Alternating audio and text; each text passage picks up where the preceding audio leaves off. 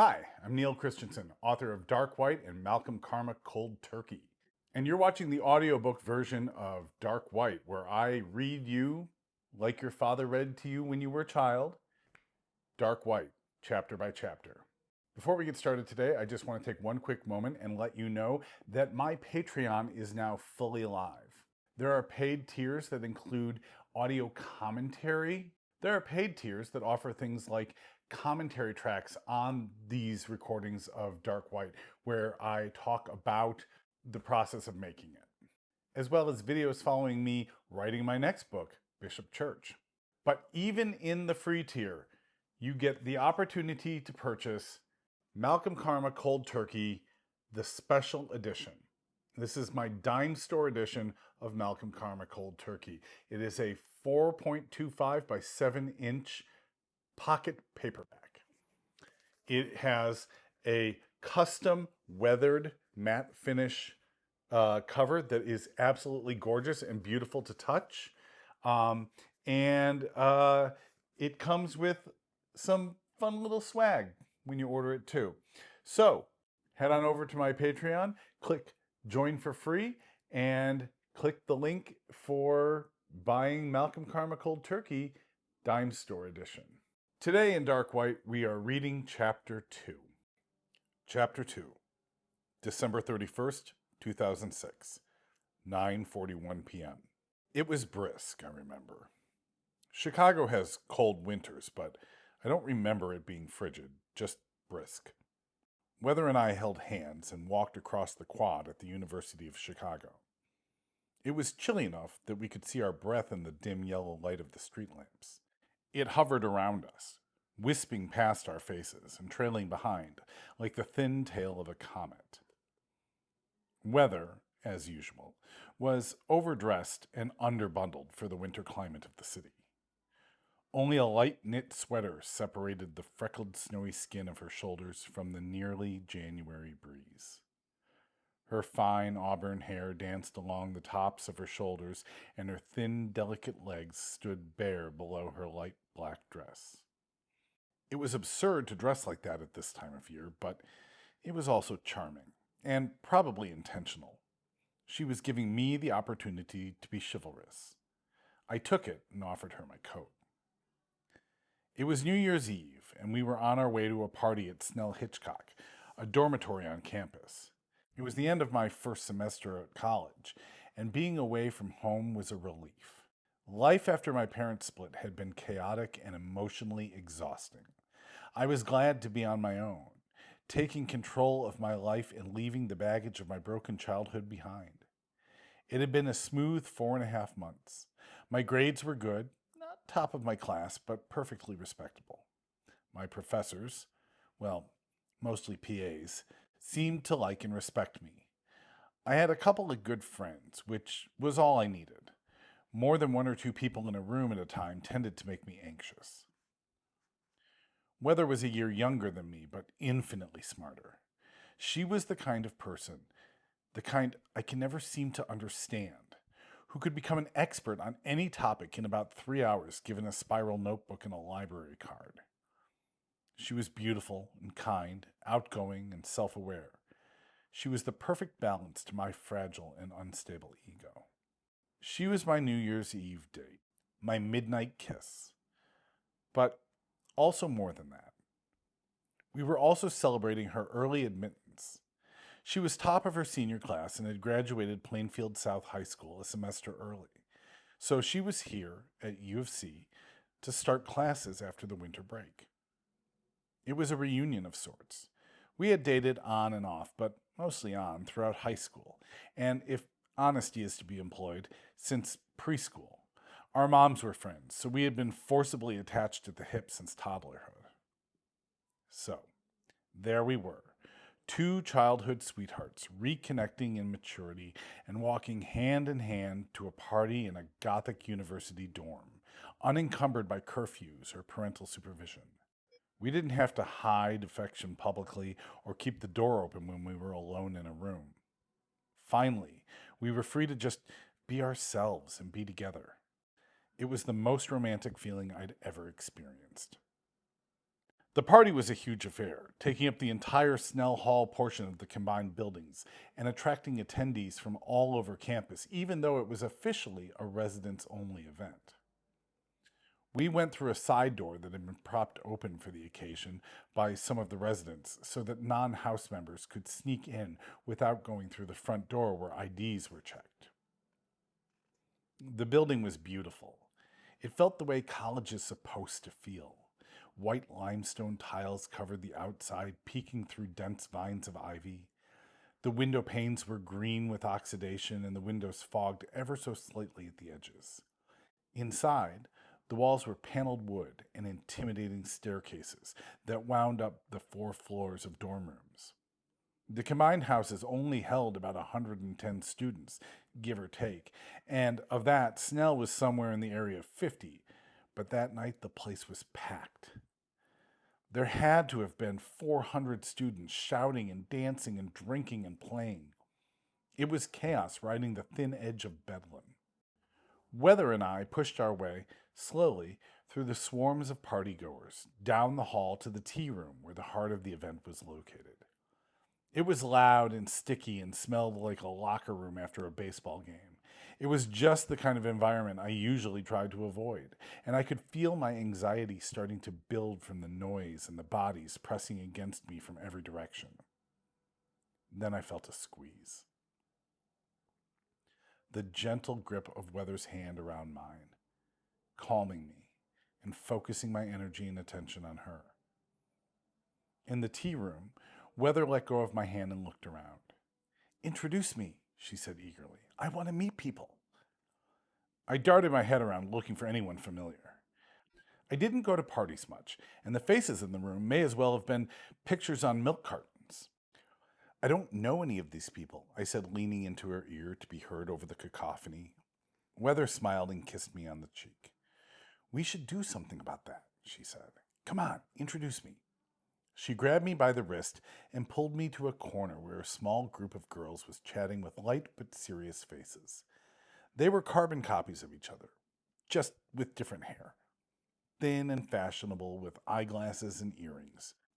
Weather walked right up to them and cleared her throat for their attention.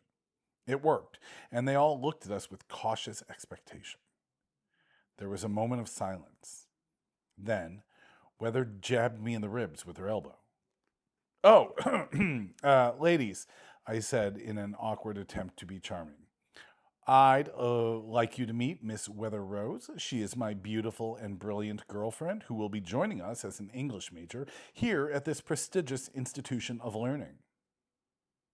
The group of girls stared at me blankly with slack jaws and thousand-yard stares. Weather grimaced. "Sorry for my boyfriend," she said meekly. "He's an engineering student?" There was a mild chuckle from the group, and one of the girls put her hand out for Weather to shake. "Welcome, Weather," she said, "to our prestigious institution." Weather smiled. "Of learning," she added, and the group all laughed. The girls introduced themselves with names right out of an Archie comic.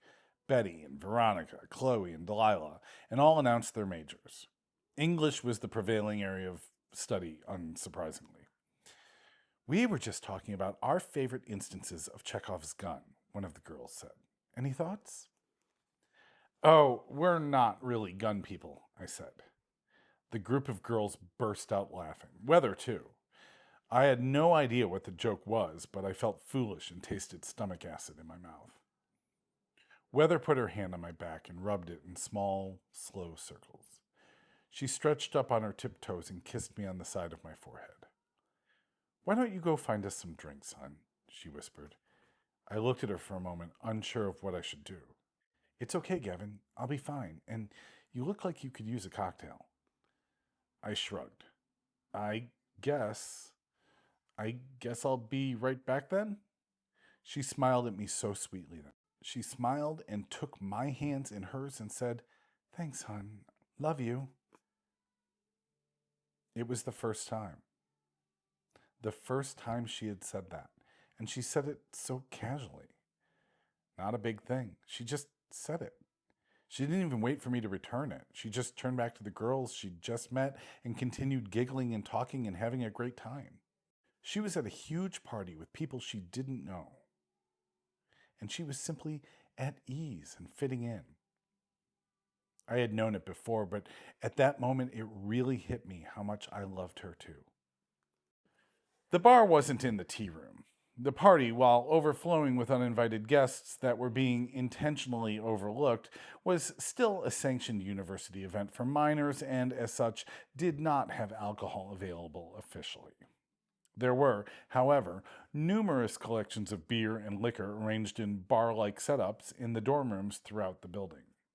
I made my way out of the tea room and started strolling down the hall to find an open door with just such a setup and something I could drink. It was a failure of my upbringing that I have tastes incompatible with the poverty of college life. Most kids that age live on Old Milwaukee, Busch, or if they really want to splurge, Coors Light. I myself, even then, could not stomach this stuff. I drank beer rarely and only if it was lovingly crafted in small batches. Mostly, I preferred Spanish Tempranillo, rye whiskey, or gin that was at least 3 shelves up from the floor at the liquor store. Needless to say, finding these items was going to be impossible here. My best bet was to find someone with a bottle of Old Fitzgerald and add a lot of ice. I was approaching the end of the hall when a wave of red hair appeared in the crowd. Not red like you're thinking either. This was fire engine red. Stacy red. It's amazing how fast panic can set in. Stacy DeBruin was my ex. Sort of. She was a girl that I had met the first week of school. She was of average height, slim, athletic, and well-designed. She was beautiful, but not more so than the copious number of other well-designed undergrads that roam the campus. The one thing she did have that made her stand out from the crowd was that hair. That long, glorious red hair. When you add that to the picture, she transformed into a vixen. I had been smitten with her from the moment I met her, and much to my surprise, she had been smitten too. We had known each other for exactly 4 hours when we fell into bed together. It was wild and unbridled sex, unlike anything I had ever experienced. We had sex like I'd seen on the internet, hot and loud and rambunctious and loud, and when it was over, I felt like overcooked pasta and fell sound asleep in her arms. We did that a lot, had sex. It had to have been a dozen times or more, each one better than the last. We didn't talk much, didn't go into the stories of our lives or dreams for the future. We met up after class, ate crappy delivery pizza, drank, and fucked like rabbits until we passed out. It was everything I thought I'd ever wanted. I did feel guilty, though. I felt like I was cheating on Weather, even though we had agreed, and by agreed, I mean Weather had told me, that it was okay to see other people while we were apart. Still, this didn't feel like seeing someone else. This was more. There was a craving that I had never experienced before. A need for her body. I was 18 years old and my hormones made sure that all I could think of was her. It wasn't the same as Weather. It wasn't love. It was desire on a primal level. Stacy, however, saw it differently. 2 or 3 weeks into classes, when the workload had built up to the point that we hadn't had time to hook up for a few days, I took some shit from this kid Josh in my CAD class. He was a bit of a prick, one of those health-conscious metrosexual types that probably spent more time in the gym than he did in class. "So, you're giving up already," he said. I remember being confused. Giving up on what? School. I hear you're dropping out. I let out a burst of laughter. What? No way. It hasn't even gotten hard yet. He mocked. That's not what she said. I stopped clicking at the computer and turned to face him. What are you talking about? I asked, feeling that uneasy lump starting to form in my throat. My classmate glanced at me with a smirk, then, when he saw my expression, let his own draw serious. Dude, Stacy is telling everyone that you're dropping out. My throat closed up and there was ringing in my ears. What? I nearly shouted, then caught myself. What? Whispering now. What the hell are you talking about? Dude, your girlfriend is under the impression that you are leaving school to go work for her dad. It felt like someone had pumped a pitcher of ice water into my blood, and that familiar sensation of panic started to swell in my chest and creep up my back like a million tiny spiders. Her what? Her dad? Why would... Dude, I don't even know what her dad does. Why would I do that? Why would she say that? How the fuck would I know? He shrugged. But I don't know what you're getting worked up about. Stacy's hot and she's loaded. Man, I'd kill to trade places with you. She says you two are in LOVE and that you are going to go sell cars or some shit so that you guys can get married. I jumped out of my chair. The fuck? I yelled. Mr. Gale, the instructor boomed. Is there a problem? I looked up at him, my eyes wide and glossy. My fingers were numb, and I was moments away from breaking out in tears. Well, the professor said again. I shook. I looked down at my classmate who had turned back to his computer and was clicking away at his drawing of some rustic farmhouse being converted into a huge single-family home. I looked back at the professor, then grabbed my backpack and stormed out of the classroom. The ensuing fight was long, loud, and very public. I screamed at her and called her awful names, something I regretted later. I hated being that guy, letting my anger take over, but I couldn't believe what she had done. She cried and apologized, but ultimately stuck to her guns. She was sorry that she hadn't talked to me first.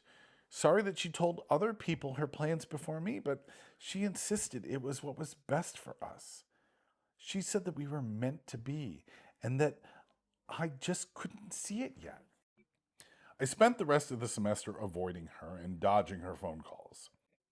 I tried talking to the administration and filing a sexual harassment case, but no one took an 18-year-old boy seriously when he said that the hot girl wouldn't leave him alone, and unless I could show that I was concerned for my physical safety, there was nothing they could do. I got creative at finding ways to stay away from her and avoiding interaction. It mostly involved not going to my dorm room and being late for classes. My reputation suffered a bit, but I was able to square it with the people that mattered. Now I was trapped, shoulder to shoulder in a crowded hall, unable to make evasive maneuvers and closing in on her for the first time in months. I tried to move away, pretending I hadn't seen her, but she was already calling my name. Fuck, I muttered as I felt her hand grab me by the shirt. I turned and looked her dead in the eyes. Gavin, she said in a sweet sing-song voice. God, I've missed you. Glad you got my message. I frowned. Stacy, I said as coldly as I could, I don't know what you're talking about. I don't listen to your messages. She raised her eyebrows quizzically. But you're here, she said. You must have gotten my invitation. I had forgotten that Stacy lived in Snell. Her tiny twin bed on the third floor had been my introduction to the famous building. I winced and shook my head. No, Stacy, everyone knows about this party. You had nothing to do with me being here. I didn't come to see you. I'm here with my girlfriend. In fact, if I had known you were going to be here, I probably wouldn't have come. A big smile spread across her face. Oh, you're so cute, she said.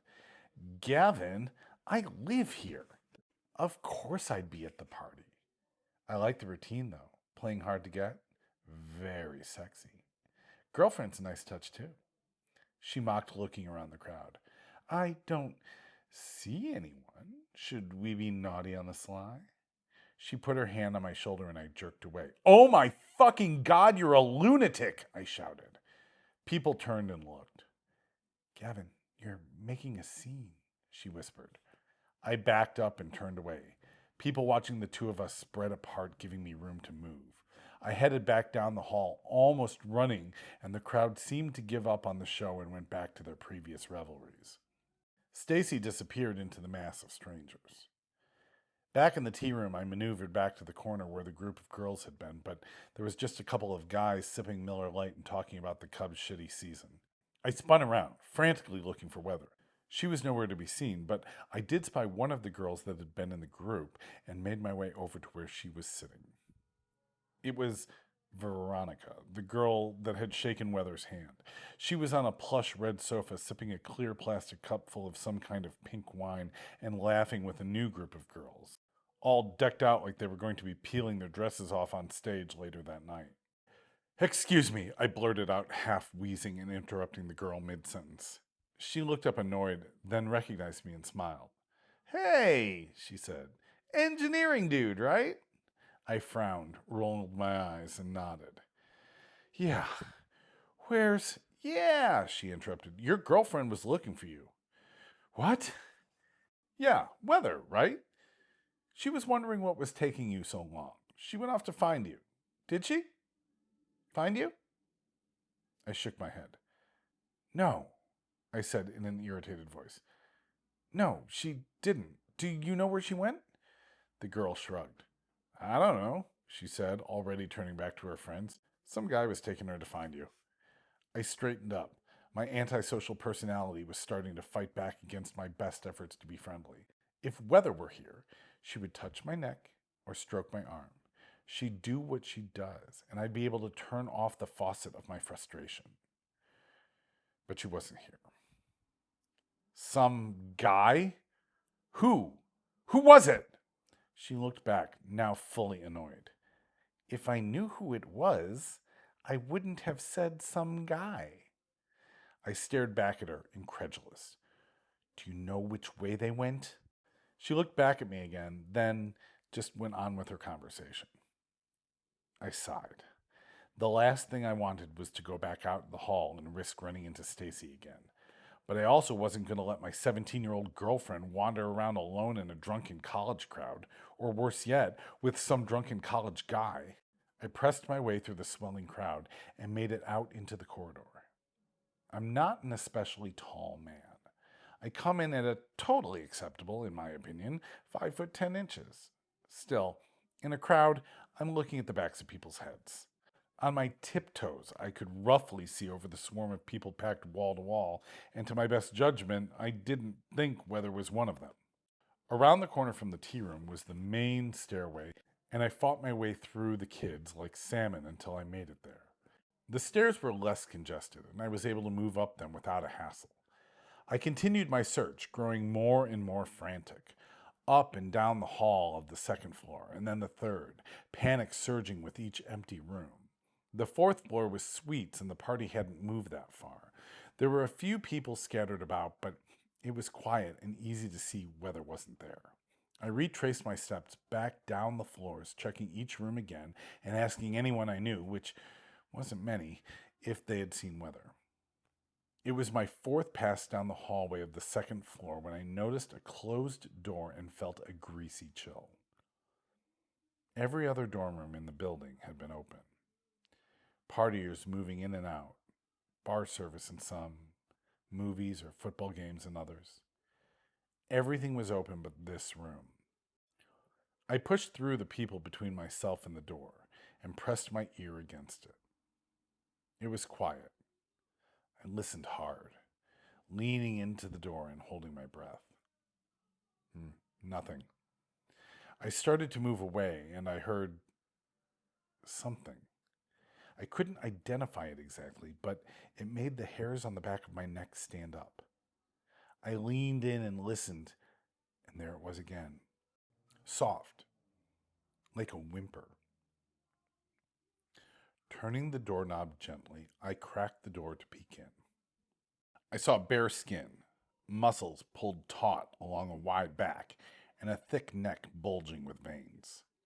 There were thin, twiggy legs, bare and squirming, and the sounds that sent chills down my neck. The door flew open at my insistence and nearly knocked over another boy. He was standing just inside, staring gap-jawed at the fold-out screen on a small camcorder pointed at the two on the bed. He had oily skin covered in zits and dead eyes that made me queasy. The door creaked as it met the end of its hinges and banged against the wall. Both of them turned to look at me. The boy on the bed had a red blotch on his face in the shape of a hand and a bloody nose. There were scratches on his chest and neck, and he was glistening with a light coating of sweat. I vaguely recognized him but couldn't put a name to the face. "Close the door, asshole!" "Oh," he said, and as he moved, I caught sight of who he was kneeling over. It was Weather. "Oops, sonny, looks like we got caught." She was almost naked, her legs bare, her shirt torn open, and one of her breasts hanging out of her bra. Her face was swollen and red, and there were tears streaming down her cheeks. She was gasping, trying to scream, trying to talk, trying to get away. The boy turned back to her and pressed his hand over her mouth. "Shut up, bitch," he said, and then added, "Get the fuck out of here, Gail. We're trying to make a movie." My rage took over without me even noticing. I didn't feel the flush of heat as my face went red, and I can't pinpoint exactly when my vision got blurry.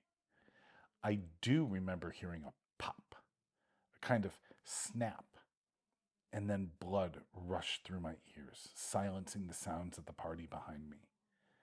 But I didn't feel anything. I just moved. With one step, I put my fist through the nose of the boy holding the camera. The cartilage crumpled under my knuckles like corrugated cardboard, and I felt the small top bone of my pinky finger snap. Blood sprayed across the wall and on my face and shirt. The camera clattered to the floor and the boy collapsed in a heap. I stepped over him and wrapped both of my hands around the other guy's neck. I jerked hard and he tumbled off the mattress and onto the ground, his throat still between my fingers. Pain from my broken pinky was shooting up my hand and arm and causing brief flashes of clarity, but they were quickly extinguished by the yellow fog of rage that had taken over my body. I dragged the stunned student across the small room and slammed his head into the cinder block wall. He fell onto the tile floor, spilling blood from a gash in his scalp. I dropped down over him in the same position he had just been over Weather. Then the beating began. I didn't really see any of it. Nothing registered at a sensory level. I just started hitting him. Over and over, I pushed my fists into his ever-reddening face. I felt another finger break, then another, but I didn't stop. The boy didn't move, he didn't struggle, not once. He didn't scream or cry for help. The truth is, he was probably unconscious before he even knew what was going on. By the time I had him on the floor, he just laid there as I beat him into hamburger meat. I don't know how long it went on. It could have been 30 seconds or 30 minutes. Eventually, I felt hands on my shoulders, then tugging, then pulling. Finally, thick arms like tree trunks wrapped around my chest and pulled me off the clearly dead body of the boy. They dropped me on the floor across the room, and finally, uncontrollably, I started to cry. That was chapter 3 of Dark White. That was a hard chapter to write. A lot had to happen in one chapter, and it had to happen pretty quickly, and it had to be pretty intense, and it still needed to feel believable. It still needed to feel realistic. I mean, let's be honest. I had this conversation at one point with someone who I think they had read Dark White, and they were commenting on it, and they're like, well, legally speaking, this isn't very realistic. It doesn't seem like the author did a lot of research on how the law in prison and look, the fact of the matter is I did a lot of research, but here's the problem. If everything was absolutely realistic, then the story wouldn't happen. And that's true of almost every story you read. if it was perfectly accurate to the way the world works, the story wouldn't happen. So that's why we have the phrase suspension of disbelief. But that being said, I still wanted it. I don't want to stretch that too far.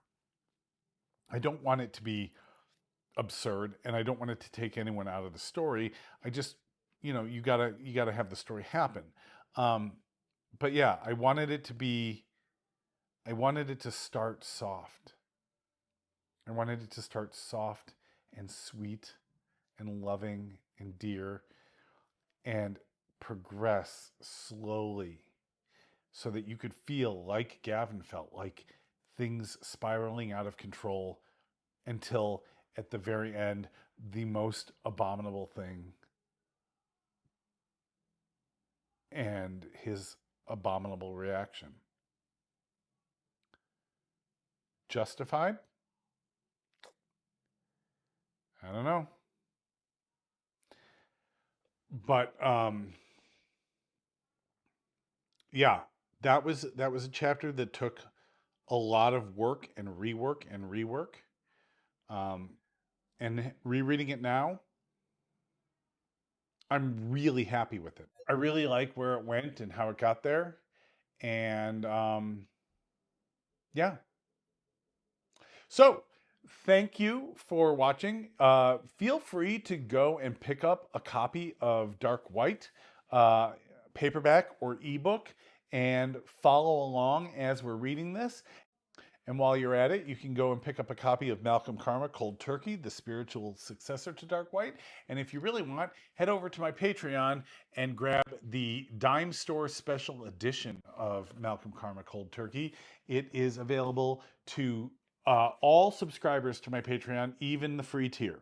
So if you go and just click, join for free, you will get access to the link that takes you to where you can purchase the special edition Dime Store edition of Malcolm Karma Cold Turkey. It's a pocket paperback with an exclusive cover, and it comes with some little fun swaggy items too.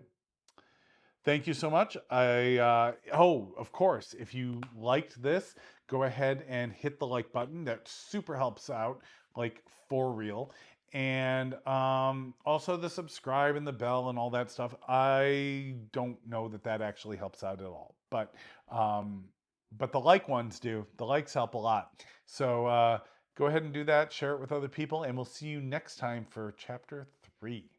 I didn't go to parties much, and the faces in the room might as well have been pictures on a milk.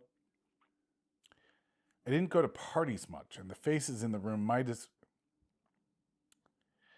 I didn't go to parties much, and the faces in the room may as well. I didn't go to parties much. I didn't go to parties much, and the faces in the room may as well. I didn't go to party. I didn't go to parties much, and the faces in the room may as well have been pictures on me. I didn't go to parties much, and the faces in the room may as well have been. Why does that sound so weird? I didn't go to That's like a bloopers outtake thing right there, I swear to God. I'm going to put that at the end of this video.